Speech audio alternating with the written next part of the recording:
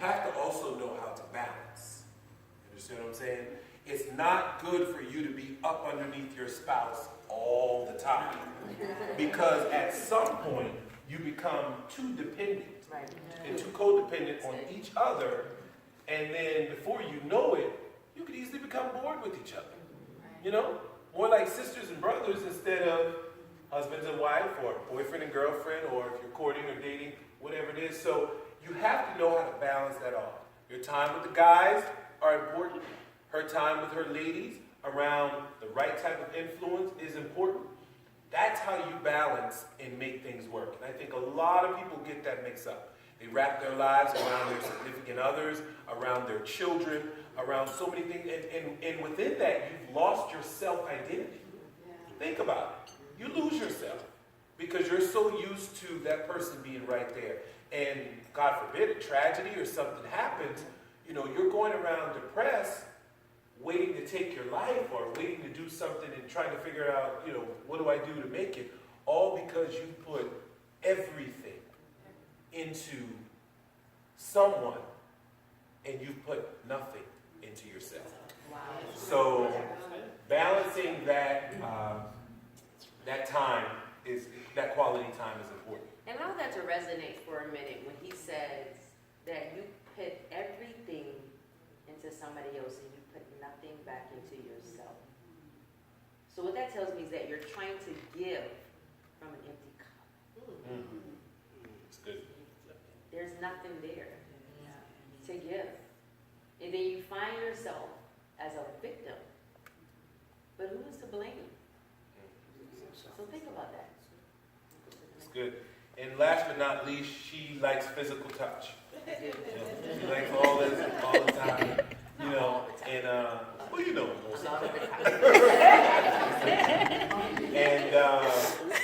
and so you've got to learn your spouse's love language. It's just something you got to do, and then you have to respect them at that level.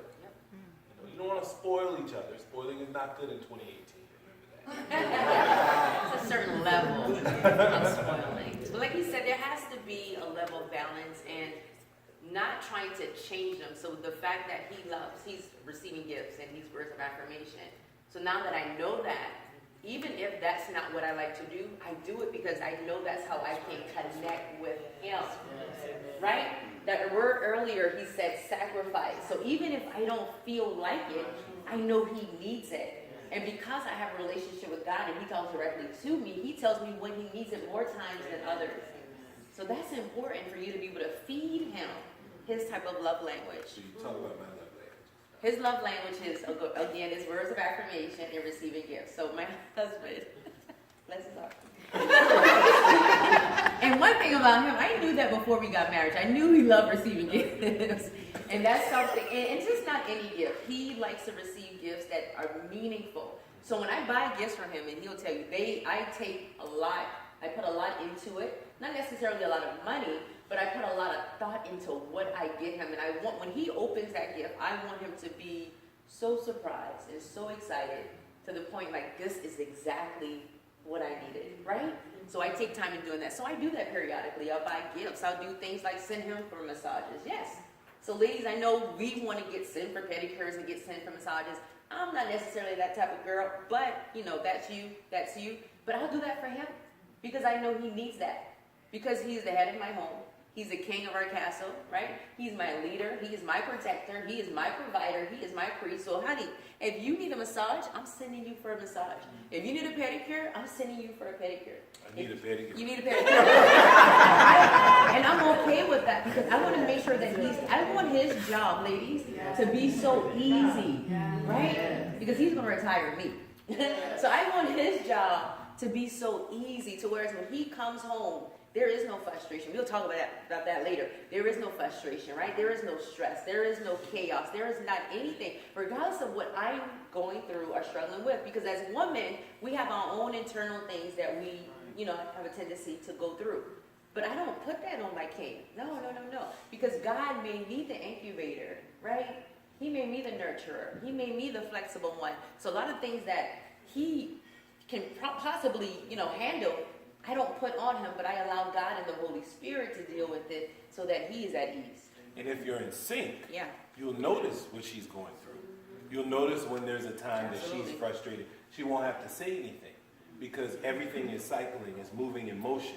So I noticed that, I might have called my wife and she answered a little bit different, or I might have walked in the bedroom and I noticed she's in a different position. I can kind of gauge, as her being her mate for so long, where she is with the day. And that's what you want to learn. You want to learn that partner. You want to learn that partner. And the hardest Stop thing... trying to change the partner. Yeah, you don't want to change the partner. Because I'll often say that, when she married me, she wasn't looking for a daddy. She was looking for a man, a husband. You understand what I'm saying? And we guys, we aren't looking for a mom. We're looking for a wife. So all that stuff is important. How you answer your spouse, how you respond, and how you say things when you're in a relationship. Because, no offense now, Charleston breeds some feisty women.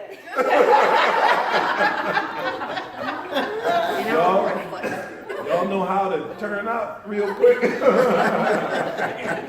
So we men have, triple stuff to deal with in many different retrospects. But with that being, Charleston also breeds some of the most intelligent, beautiful queens that have ever walked the face of this planet. And I say that unapologetically. This city, I don't know if it's the Holy Spirit that hovers over it as a holy city, but there are some great women that come out of Charleston. So women, please give yourselves a hand. Amazing women. And I want to say something about the feistiness. And it's great that, we have that level to us, because you can be just as fierce as a woman. And that's one thing that I teach in my Wife's Win training training center group on Facebook, is you want to own your power, but you have to know when to be feisty, right? And that's one thing I prayed about. And your husband has to be there to help nurture and to support you and to teach you as well. He is your priest. He is supposed to be able to teach you. So single woman, you don't want to date a guy that is not equipped to teach you and to lead you in that way. He should be able to teach you. And just what, this morning or yesterday morning, and I've told him this before, I was telling my husband how much he's taught me throughout the years. And one of my prayers, because I am assertive, right? I can be feisty and all of those things when it's necessary.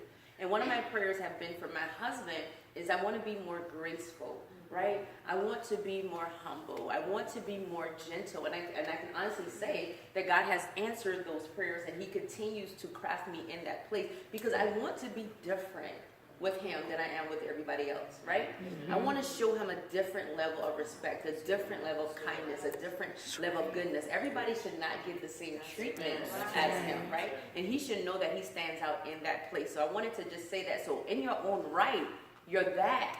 But when you're with him, you should be able to be, what you need to be for him as well. And again, that's learning, that's observing. And one thing I have to say, honey, and I have to hone in on this, not trying to change the person.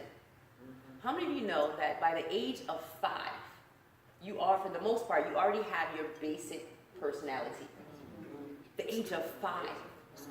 What you already are, you are at that age. Now, as you matriculate through your life into college, you become and evolve as that person. But the age of 5, this is basic personality traits.